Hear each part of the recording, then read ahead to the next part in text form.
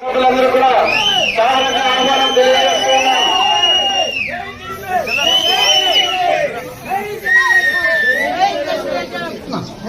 కొత్తు ఈయనకొచ్చే జంగాలపల్లెకి వచ్చి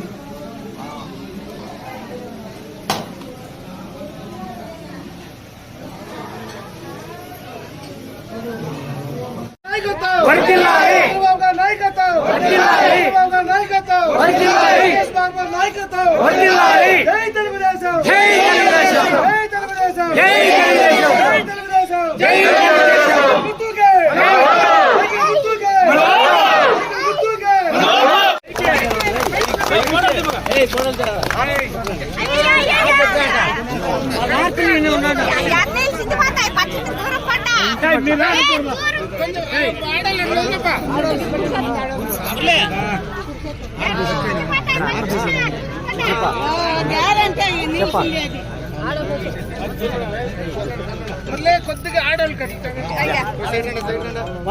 వాళ్ళ ఆర్చులు తిని అట్లా కొంచెం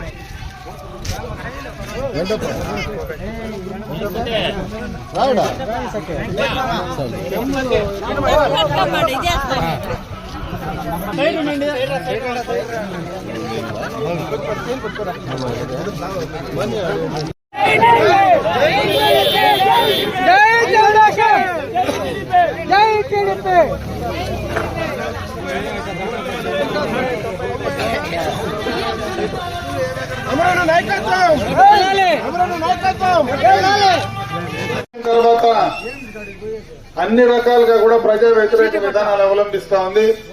ముఖ్యంగా నిత్యావసర వస్తువుల ధరలు గాని, కరెంటు ఛార్జీలు గాని, పెట్రోల్ డీజిల్ గ్యాస్ ధరలు గాని, అదేవిధంగా ఆర్టీసీ ఛార్జీలు గాని, ఆస్తి పన్ను గాని, రిజిస్ట్రేషన్ ఛార్జీలు గాని అన్ని రకాలుగా ప్రజలపైన భారమేసే కార్యక్రమాన్ని చేస్తా ఉంది. ముఖ్యంగా రైతాంగానికి గతంలో డ్రిప్ ఇరిగేషన్ పరికరాలు గాని, ఈ గ్రామంలో కూడా చాలా మంది వ్యవసాయదారులు ఉన్నారు, సెరికల్చర్ చేసే వ్యవసాయదారులంతా కూడా ఉన్నారు. సెరికల్చర్ లో గతంలో మనకి ఇన్పుట్ సబ్సిడీ వచ్చేది కేజీకి 50 రూపాయలు, అది కూడా ఈ రోజు ఈ ప్రభుత్వం ఇచ్చే పరిస్థితి లేదు. బీసీ, ఎస్సీ, ఎస్టీ మైనారిటీలకు, ముఖ్యంగా బీసీలకు గతంలో ఆదరణ పథకం కింద గానీ, అదేవిధంగా బీసీ కార్పొరేషన్ నుంచి గానీ మనకు వచ్చేటువంటి నిధులు కూడా ఈ రోజు వచ్చే పరిస్థితి లేదు.